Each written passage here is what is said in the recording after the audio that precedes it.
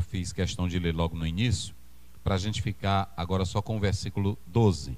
Coloca aí só o 12, Jorge. E quero que todos vocês estejam atentos a essa palavra, porque muitos citam esse versículo.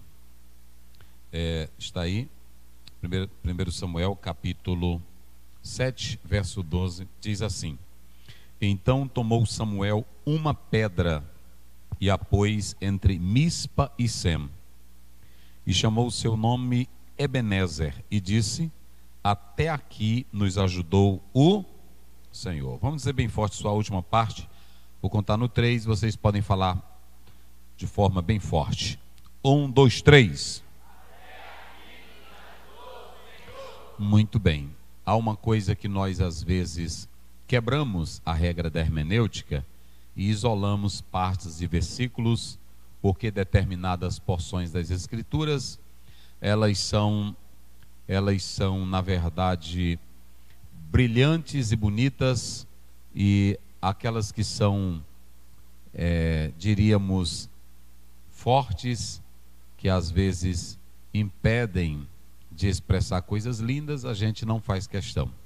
Mas a regra da hermenêutica é que o texto está interligado ao seu contexto. E é muito importante que vocês atentem para o que Samuel vai colocar aqui. Até aqui nos ajudou o Senhor. Muito bem, nós vamos colocar aí na tela. Eu vou falar sobre para Deus ser o nosso Ebenezer. O que a gente tem que fazer para Deus ser o nosso Ebenezer? O tema da orquestra é Ebenezer. Nessa expressão, até aqui nos ajudou o Senhor. A Bíblia descreve Deus como auxílio, ajuda, refúgio, escudo, como está no Salmo 33, 20. E se você pegar uma obra teológica, seja ela qual for, se você pegar Augusto Armstrong, Charles Hodge, se você pegar Lages, se você pegar qualquer teólogo da linha batista, assembleiana ou pentecostal, presbiterianos, eles vão adjetivar, eles vão colocar atributos na pessoa de Deus.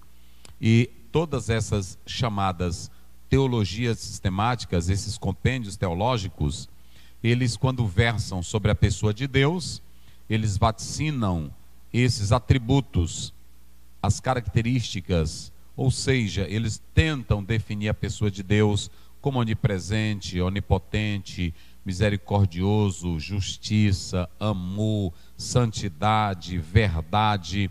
Tudo isso faz parte dos atributos de Deus, que dentro da teologia, eles podem ser comunicáveis ou incomunicáveis, aqueles que podem fazer parte somente dele e aquele que ele partilha com o homem. Por exemplo, o homem não é onipotente, somente Deus é onipotente. O homem não é onisciente, somente Deus é onisciente. É por isso que se chama de atributos que não podem ser comunicados ao homem. Agora, a teologia, ela vai revelar Deus dessa forma. Na essência, gente, Deus é tudo isso.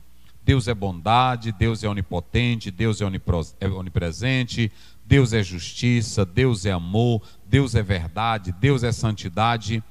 A questão não é Deus, Deus é tudo isso. A questão é saber se nós estamos correspondendo com o querer de Deus para Ele ser tudo isso para nós. Então, ouçam bem, é muito fácil para um teólogo abrir um livro de teologia e definir Deus. Deus é amor, Deus é bondade, Deus é justiça, Deus é santidade, Deus é perdão, Deus é graça, Deus é misericordioso. Não há problema nisso. Não há problema nisso. Deus é tudo isso mesmo. Agora, a questão é, eu correspondo a tudo que Deus é? Eu estou acessível para aquilo que Deus é? Eu posso partilhar daquilo que Deus é? Essa é a questão. É por isso que nós colocamos aqui, para Deus ser o nosso Ebenezer. Até que ponto? O que eu devo fazer para Deus ser o meu Ebenezer? É muito fácil você abrir a Bíblia e dizer, até aqui me ajudou o Senhor. É muito fácil. Agora, você dizer essa expressão dentro do contexto histórico no qual Samuel falou, aí é outra coisa. Então vamos lá para o texto. Se vocês analisarem, o texto é sombrio. o texto é fúnebre. O texto, na verdade, não tem vivacidade. É opaca, ele não tem qualquer nitidez, essa passagem bíblica. Porque ela começa dizendo no verso 1. Olha o que essa passagem começa dizendo no verso 1. Diz que a arca do Senhor, ela tinha sido tomada pelos filisteus, e aí eles deixaram a arca, ela vem para Kiriat Jearim, fica na casa de Abinadab, e eles selecionam Eleazar para tomar de conta da arca. Ou seja, você tem a maior glória, o maior símbolo de Israel, que agora não está próximo ao povo de Deus. A arca do Senhor não está com o povo de Deus. E isso vai acontecer pelo espaço de 20 anos, como diz a própria palavra do Senhor no verso 1. E quando se diz que estava com aproximadamente 20 anos, eles ficaram tristes. O versículo 2 pontua isso claramente. Eles ficaram tristes e lamentavam, olha aí, porque a arca do Senhor não estava com eles. É muito interessante que vocês atentem para uma coisa aqui. O que fez com que essa arca não estivesse com o povo de Deus? O que levou a arca não estarem com ele? É simples. O contexto mostra o pecado da família de Eli, e mostra não somente o pecado da família de Eli, mas quando vocês olharem para esse texto, a Bíblia ela vai ser bem clara e bem enfática. Se vocês atentarem, vai entrar em cena um homem chamado Samuel, o jovem Samuel.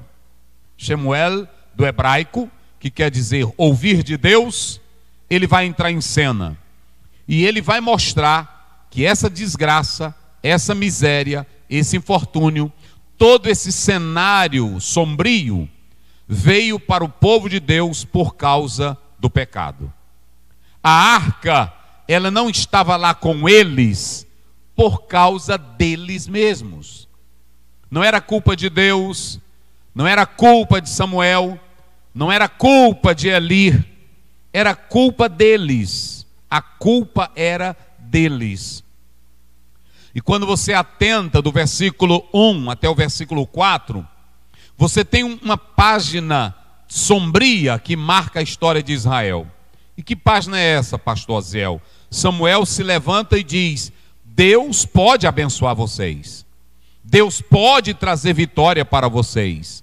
Deus pode trazer sucesso a vocês. Mas vocês precisam abandonar o pecado e se converter a Deus de todo o coração. Ouçam bem isso. Às vezes, quando eu chego no versículo 12, eu digo: até aqui nos ajudou o Senhor. Faz uma festa do ciclo de oração, coloca o versículo: até aqui nos ajudou o Senhor. Só bênção, só vitória. Não é isso que Samuel está dizendo. Samuel está mostrando uma história triste do povo de Deus. E qual é a história triste? Vamos analisar. Digam comigo bem forte: Astarotes. Vamos lá, diga bem forte: Astarotes. Diga comigo: Baal. Como foi que nós falamos? E o que mais? Muito bem. Se vocês atentarem para essa expressão, que é no próprio texto hebraico, ela você vai observar Ha-Sharot. Você tem aí Ha-Shitarot, que é o plural. E essa, na verdade, apontava, segundo as próprias crenças históricas, ela era a deusa da sexualidade, era a deusa da fertilidade. E quando você olha para os babilônicos, eles chamavam de Star, os gregos Astarte, e essa deusa, ela era apresentada e adorada como uma deusa do sexo, da fertilidade, da produção e da reprodução. Mas não era somente isso. Se vocês atentarem, eles também adoravam a Baal. Baal, que na verdade é a palavra moderna para marido no hebraico, essa palavra Baal, dentro desse texto aqui, ela está falando do Deus da fertilidade. Baal, como vocês podem aí analisar, ele apontava para o lado masculino, era um Deus que também era adorado, tanto pelos fenícios como pelos cananeus. E nas inscrições de Ras Shamirá, eles diziam que poderia ser um filho de Dagom. O certo é que Baal apontava para um falso Deus, que era considerado como aquele que abençoava a terra e mandava a chuva para todos. Você tem um culto que era para os cananeus, para os fenícios, era um culto que na verdade não tinha nada a ver com o povo de Deus. Era um culto para os babilônicos. Mas o que é mais lamentável, pastor Ziel? O mais lamentável é que Israel deixou de colocar um culto verdadeiro a Deus, um culto sincero a Deus, e passaram a prestar um culto para Baal e para Astarotes. Ou seja, um Deus da fertilidade, um Deus do sexo masculino e uma deusa da fertilidade. Ambos se juntavam e nesses cultos haviam orgias, relações sexuais imorais e todo tipo de pecado que vocês possam imaginar lá existia. Eu vou dar um exemplo aqui para vocês. Quando a Bíblia diz: o homem não vestirá roupa de mulher e nem a mulher vestirá roupa de homens, é porque nos cultos cananeus, quando eles iam adorar a Baal, a Astarote, os deuses cananitas, eles se colocavam nas mais horríveis práticas, e ali homem virava mulher e mulher virava homem, e a bagaceira era grande, o pecado era grande. Havia o lado do travesti, havia o lado de tudo nesses cultos. E sabe quem era que estava fazendo esses cultos? O povo de Deus. Israel entrou nessas práticas imorais, idolátricas, as mais perversas, as piores. Eles estavam fazendo culto dessa forma. E por que, pastor Zéu, que eles estavam fazendo culto a esses deuses? Sabe por quê? Digam comigo bem forte. Estava, vamos lá, só quem está no culto, estava na moda.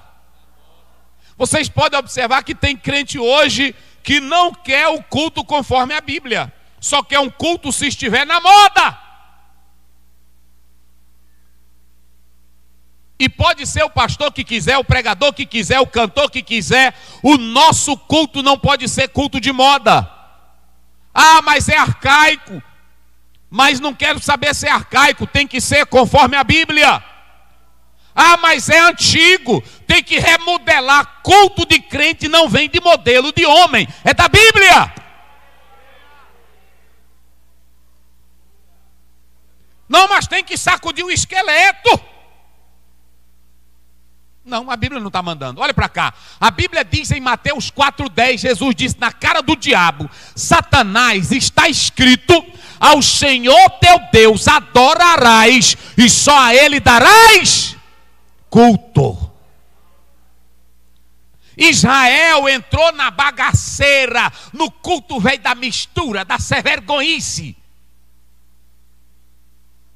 E a bagaceira estava grande. Tem irmão que também quer que a gente entre na bagaceira. Ah, mas eu fui na igreja do fulano de tal e lá os cultos. Ah, mas é na igreja dele. A minha Bíblia já tem um padrão do culto correto. Ah, mas o fulano de tal, eu fui nos Estados Unidos. Sim, mas é nos Estados Unidos. O que a Bíblia manda é fazer o culto conforme nela está escrito. E às vezes tem crente que não gosta disso, tem igreja que não gosta disso, tem irmão que não gosta disso. Culto a Deus não pode se misturar com sensualidade. Culto a Deus não pode ser misturado com nudez, com pecado, com imoralidade. Culto a Deus é só para Ele com reverência. Quem glorifica a Deus? É tão tal, pastores, que Elias, ele vai ser um profeta que vai bater não contra a idolatria apenas. Os outros profetas batiam contra tudo que era idolatria. Elias vai bater só em Baal. A taca de Elias é no couro de Baal. Só Baal, Baal, Baal. Se você pegar o capítulo 18, é chamado de a guerra dos deuses. Elias abre a boca e diz: se Baal é Deus, servi-o. Mas se é Deus de Israel, vocês vão morrer. E vamos saber quem é Deus. Bota o novilho e ninguém meta fogo. O Deus que for Deus vai responder com fogo. Eita, meus irmãos. Eita, glória a Deus. É lindo isso. A Bíblia diz que os profetas... Olha como é culto de Baal. Olha para cá. Olha só para vocês terem ideia. O culto de Baal é pulando. O culto de Baal é rodando. O culto de Baal é reteté. O culto de Baal é grito. O culto de Baal é se cortar. O culto de Baal é nudez. O culto de Baal é loucura. O culto de Baal adora homens. O culto a Deus, Elias só fez assim. E reparou Elias o altar do Senhor. E ele só disse assim: chegai-vos a mim, que eu vou mostrar que há Deus em Israel. Aí ajeitou as pedras, colocou o novilho, e ele abriu a boca e levantou as mãos para os céus. E disse: Senhor, responde. Ele só disse isso. Irmão, olha para cá, se tu está no culto e tu sabe que Deus é Deus, como diz o Salmo 100, verso 2, sabei que o Senhor é Deus. Quem acredita que Ele está nesse culto aqui? Só quem crê, diga glória. Quando você entra no culto e já sabe quem é teu Deus, tu já tens reverência. Ele é grande, Ele é santo, Ele é tremendo. Aí o Samuel, o pessoal chegou e disse: Samuel, e agora? Ele disse: vocês é o seguinte, vocês querem vitória de Deus? Queremos. Vocês querem sucesso de Deus? Queremos. Vocês querem vitória com Deus? Coloca o verso 3. Olha aí, nós vamos chegar já já. Até aqui nos ajudou o Senhor. Eu ia chegar aí. Olha aqui, ó. Olha aqui. Então falou Samuel a toda a casa. Olha aqui, irmão. Então falou Samuel a toda a casa de Israel, dizendo: se com todo o vosso... Diga bem forte essa palavrinha aqui. Vos... Vamos lá, igreja, bem forte, só vocês. Vos? Não, mais alto. Vos? Não, mais alto. Vos? Tu pode tocar em banda, tu pode tocar em orquestra. Se tu tiver em adultério, Deus não está nem aí para tu. O teu pifezinho para Ele não vale nada. A tua cornetinha para Ele não vale nada. Tu pode tocar em teclado, tu pode pregar em púlpito. Se tu tiver em pecado, isso aí não vale nada para Deus. Tu pode estar aí na plateia, tu pode dizer: aleluia, Jesus entra em mim. Jesus não está nem aí para essa tua vergonhice, porque Ele só entra onde a vida é limpa e santa para adorar a Deus. Olha o que Samuel diz: vocês querem ver Deus na casa, vocês querem Deus em vocês, se convertam. Se convertam. Essa palavra no hebraico é chuve. Chuve no hebraico quer dizer voltem. Voltem. Voltem. É a metanoia do grego. Arrependam-se. Vocês estão entendendo? Às vezes a gente pega qualquer versículo. Uma vez eu fui pregar numa cidade, eu não vou dizer o nome, porque aí senão que é transmitido e o pessoal lá sabe que eu estou falando deles. Mas eu fui pregar numa cidade, quando cheguei lá, o tema era esse aqui. E um disse ao outro: ajudai-vos, Isaías. Aí eu disse: meus irmãos, vocês botaram um texto difícil para mim, porque esse texto aqui é para fazer ídolos. Era um dizendo ao outro: ser forte e me ajuda a construir meu ídolo. Só que o irmão pegou o texto e botou, foi assim: ajudar, um crente ajudar um ao outro. Vocês estão vendo como é a Bíblia? Olhe para cá para você ver o que é seriedade na Bíblia. Eliseu chegou e disse assim: vocês querem vitória? Eles disseram: Samuel, nós queremos. Samuel diz: vocês querem vitória? Queremos. Olha o que Samuel diz: convertam-se. Olha para cá, deixa eu dizer uma coisa. Às vezes você quer um pastorzinho todo engraçadinho, às vezes você quer um pastor bacaninha, você quer um pastor elitizadozinho. Boa noite, minha santa. Como está a irmã? Pastor, ela está toda em pecado, a bicha é ruim, é cheia de coisa. Pastor, eu estou assim esses dias assim. Tem hora que eu penso assim, pastor, que eu tenho... Como é que chama na psicologia? Não, é um conflito. Eu tenho assim um conflito. Assim a minha personalidade. Tem hora que eu fico assim. Aí o pastor, se não for pastor crente, ele vai dizer assim: minha querida, não será bipolaridade não? Aí pronto, não é assim não. Eles chegaram para Eliseu e disseram, para Samuel, e agora? Ele diz: convertei-vos. Olha, irmãos, é necessário um homem enérgico, é necessário um homem de Deus, é necessário um pastor no púlpito, é necessário um profeta no púlpito, senão o povo se perde. Samuel chegou e disse: convertei-vos, voltem-se para Deus. Se vocês abrirem Mateus capítulo 3, João Batista aparece nas praias, nos desertos, gritando: arrependei-vos. Se você pegar Mateus 4,17, Jesus aparece pregando, dizendo: arrependei-vos.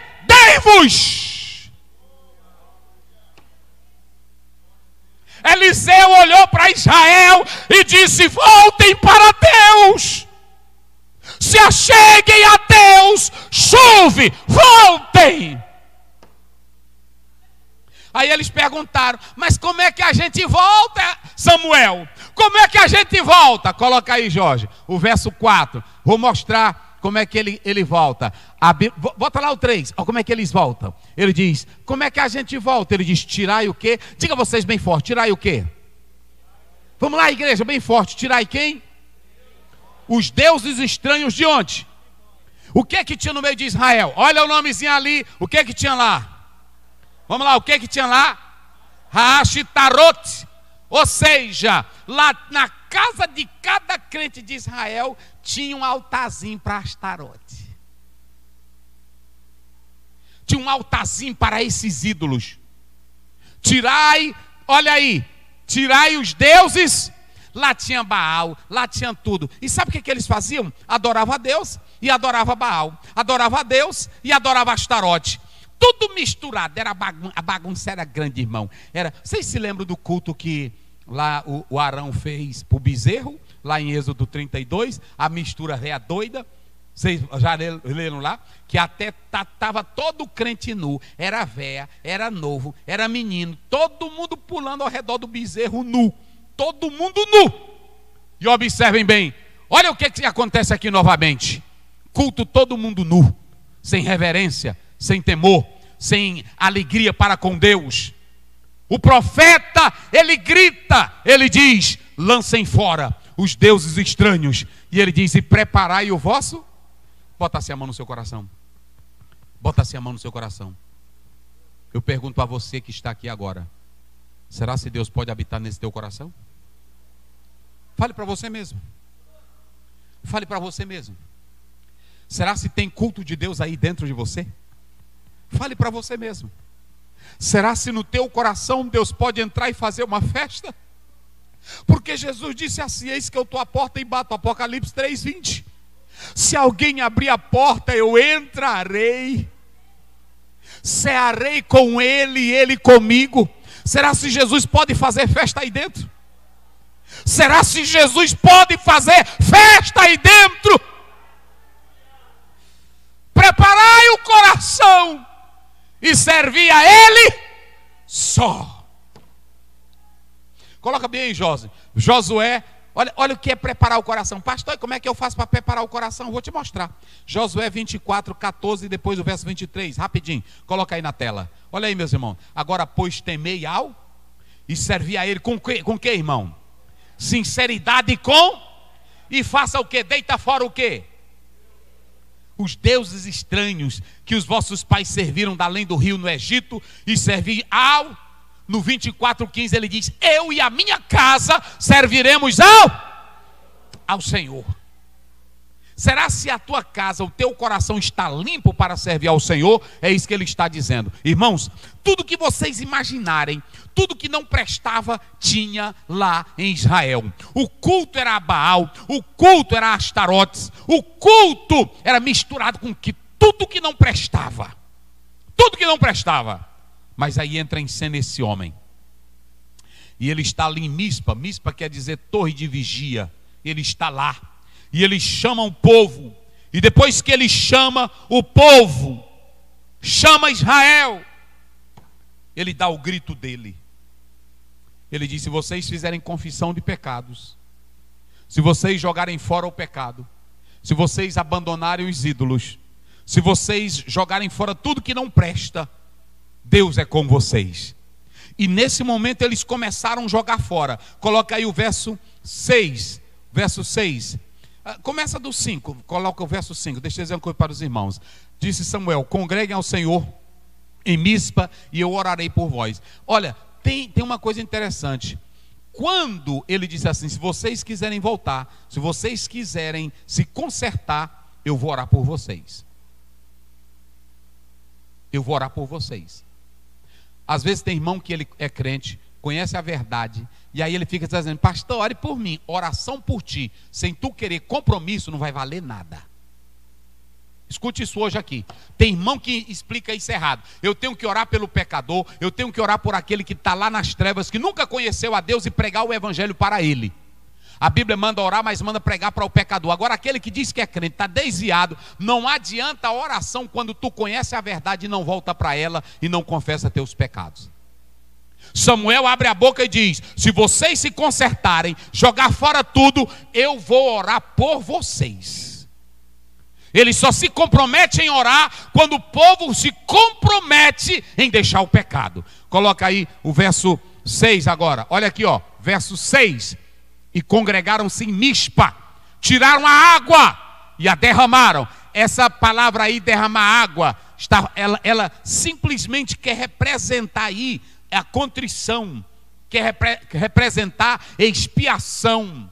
Derramaram a água, é o arrependimento. E jejuaram naquele dia. Olha aqui, igreja. E ali eles disseram: pecamos contra o Senhor. E julgava Samuel os filhos de Israel. Por que você tem uma figura de um homem chamado Samuel? Ele era profeta, ele era juiz, e ele tinha uma função até como sacerdote. Por que a Bíblia descreve Samuel como juiz? Olha para cá. Porque um pastor na igreja, ele não pode só ser um homem de oração. Ele tem que ser um homem de oração, um homem de pregação, mas ele também tem que estar ligado à vida civil do povo. Samuel, ele vai agir como esse ser civil para despertar a congregação a confiar no Senhor, a estar pronta para a batalha, a estar pronta para a luta. E aí a Bíblia diz que Samuel fez isso. Meus irmãos, enquanto eles estavam confessando o pecado, enquanto eles estavam em Mispa, os filisteus ouviram dizer que Samuel estava com o povo, que eles estavam orando, que eles estavam se consagrando, que eles estavam confessando os pecados. Então eles disseram: vamos lá agora e vamos acabar com eles. Olha o mais lindo aqui, olha para mim aqui, toda a igreja. Aonde há conserto de Deus, aonde há renovo de Deus, o inimigo pode estar do outro lado preparando o ataque dele, mas quando a igreja está em oração e consagração, Deus age por ela. Deus age por ela. A Bíblia diz que enquanto eles estavam fazendo isso, Samuel estava orando. Os judeus souberam que os filisteus vinham e disseram: Samuel, ore por nós, porque eles vêm contra nós. E a Bíblia diz que Samuel clamou ao Senhor. Enquanto Samuel clamava, irmãos, lá veio os filisteus todos para a batalha. Mas aonde há quebrantamento, aonde há confissão de pecado, aonde há derramar de lágrimas, Deus entra em cena. Enquanto vinham os filisteus, Deus do céu deu uma trovoada, irmão. Eita, meus irmãos. Coloca aí o verso 10, Jorge. O povo de Israel não vai fazer nada agora não, mas foi uma trovoada véia. Olha aí. E sucedeu que, estando Samuel sacrificando o holocausto, os filisteus chegaram à peleja, e trovejou o Senhor aquele dia com um estrondo tão grande sobre os filisteus que deixou eles doidinhos. É como uma buzina de carro que ele encosta pertinho de ti, dá de uma vez e tu fica louco. Assim foi Deus. Deus deu uma buzinada no ouvido de cada filisteu que eles perderam. Onde é que nós estamos? E procurava lugar para correr e não sabia para onde correr. E o povo de Deus atacou e saíram vitoriosos. Eita, meus irmãos. Eita, glória. Aí a Bíblia diz, depois de tudo isso, irmão, é que vem isso aqui. Então Samuel, olha aqui, olha, coloca aí o 12. Então Samuel pegou uma pedra, ele pegou uma pedra, eita, meus irmãos, pegou uma pedra, depois que o povo de Deus saiu vitorioso, todo Israel olhou para Samuel, e Samuel, a palavra even é a palavra pedra no hebraico. Even pode ser uma pedra pequena ou pode ser uma pedra grande. Em tudo leva a crer que como ele pegou sozinho, não seria uma pedra muito grande. Even é pedra no hebraico. Por que ele pegou uma pedra? Ele pegou uma pedra e todo mundo olhando para Samuel, todo Israel olhando. Ele pega uma pedra entre Mispa, ele pega uma pedra ali naquela região que na verdade confrontava Jerusalém com os filisteus. Ele pega a pedra e coloca bem no meio. Alguém olha para ele e pergunta: para que essa pedra, Samuel? Memorial para dizer que aqui nesse lugar Deus deu vitória a Israel. Agora vem o mais interessante. A palavra aí é composta. Even é pedra. Eizé é a palavra hebraica. Ajuda, socorro.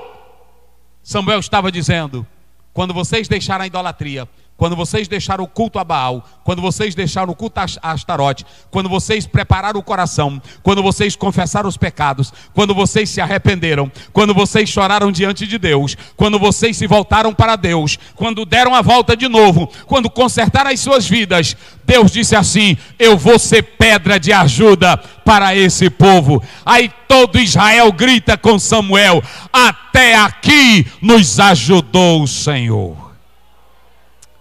Tu quer que Deus seja o teu Ebenezer? Vira para o teu irmão e pergunta aí: tu quer que Deus seja o teu Ebenezer? Pergunta aí na carinha dele, na carinha dela: tu quer que Deus seja o teu Ebenezer? Como é que está a tua vidinha? Ei? O que tem dentro desse teu coração, velho? O que tem dentro dessa tua língua? O que tem dentro dessa tua língua? Tu quer Ebenezer? Quer? Ah, eu quero Ebenezer. Eu quero Ebenezer. Depois vai, olha aí como é que está teu coração. Para Samuel abrir a boca e dizer: até aqui nos ajudou o Senhor, o povo teve que entrar no concerto. Coloca aí, Jorge, 3 coisinhas que eu vou dizer para vocês aqui. Eu quero Deus como meu Ebenezer. Pode passar. Olha aí, você quer Deus como teu Ebenezer? Qual é a primeira coisa que você tem que fazer para que Deus seja o teu Ebenezer? Diga bem forte aí vocês, vamos lá, me ajudem. Tem que fazer o quê? É necessário o quê? Conversão verdadeira. Tu tem que tirar ídolo, velho. Tu tem que tirar imoralidade. Tu tem que tirar o namorado velho descrente. Tu tem que tirar a cachaça. Tu tem que tirar a bagaceira. Tu tem que tirar o filme da pornografia que tu tá assistindo de madrugada. Tu tem que tirar a pornografia velho do teu celular. Tu tem que tirar a mesa velha de bar da tua casa, de sinuca. Tu tem que tirar tudo que não presta para dizer: Deus, entra nessa casa, reina aqui nela. Tu és o Senhor da minha casa. É necessário retornar com compromisso, igreja. Oh, aleluia. Oh, aleluia.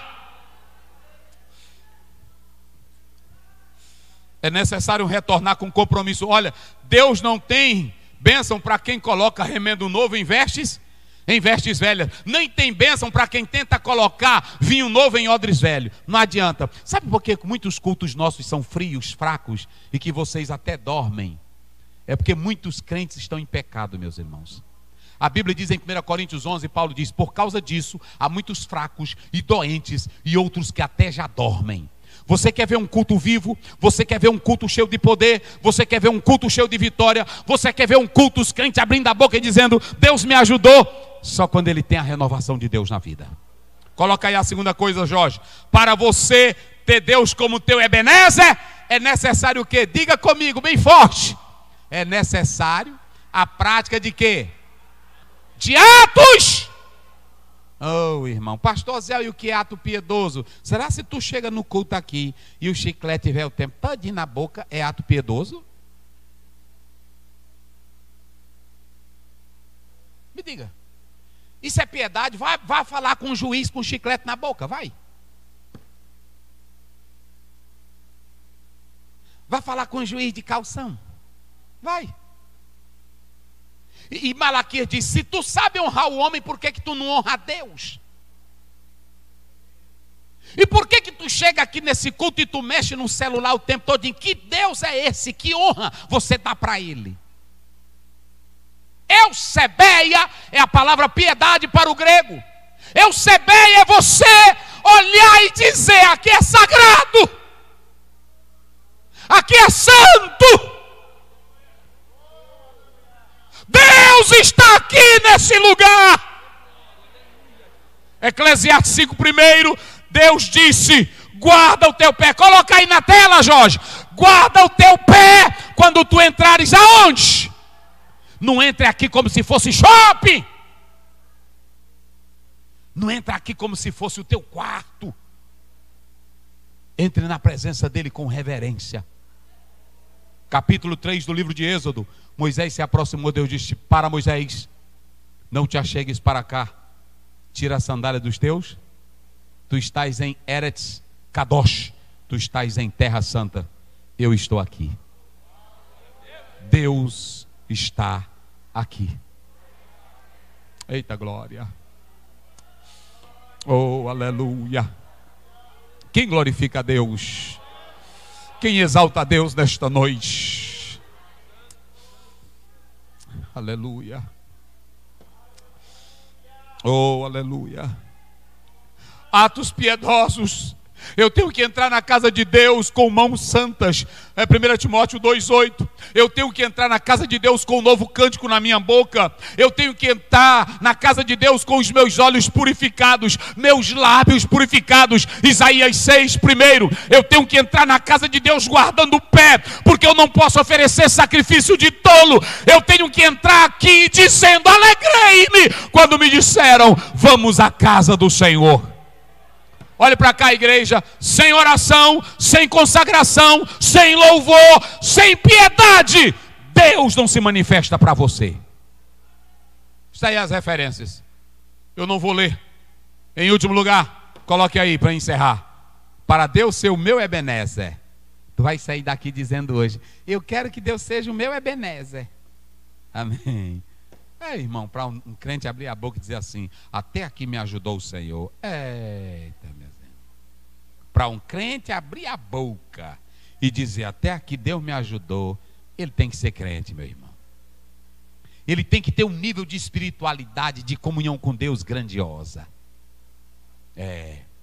Para ele chegar no nível de Samuel, pegar uma pedra, aí pronto, e botar, até aqui nos ajudou o Senhor. O tema bom que eu gostei que essa banda botou desse concerto. Eu gostei.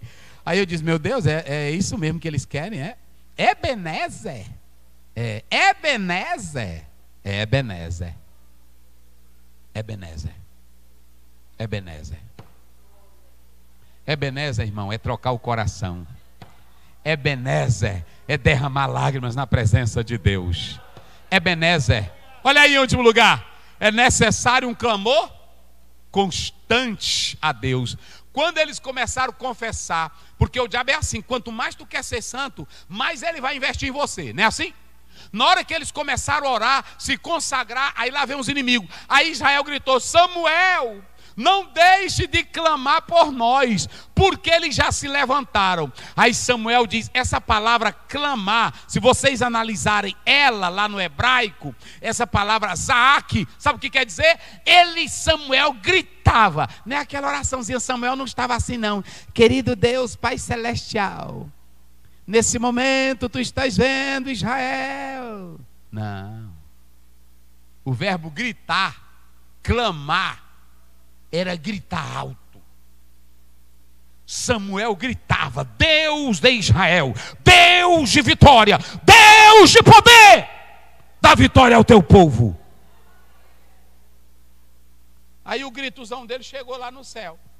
Deus disse: te preocupa não, rapaz, eu vou dar só o meu grito, tá aqui. Tu grita daí que é o grito tá aqui. É assim. O grito de Samuel chegou lá e Deus só deu um gritinho. Eita, irmão. Quando Deus trovejou, aí os filisteus ficaram doidos. E o povo de Deus saiu vitorioso. Quem quer o Ebenezer aí esta noite? Quem quer o Ebenezer? Eita. Não, só quem quer o Ebenezer dá o maior grito aí para Deus. Olha para cá. Se tu queres o Ebenezer, tu tem que gritar. Olha aí, quando você vai para a 2 Crônica 7,14. Se o meu povo que se chama pelo meu nome se une e me buscar, eu ouvirei. Mateus 7,7. Pedi, dá-se-vos, buscar e me acha. Jeremias 33,3. Clama a mim e respondeste-ei e mostraste-ei coisas grandes e ocultas que tu não sabes. Eita glória. Eita glória, irmão.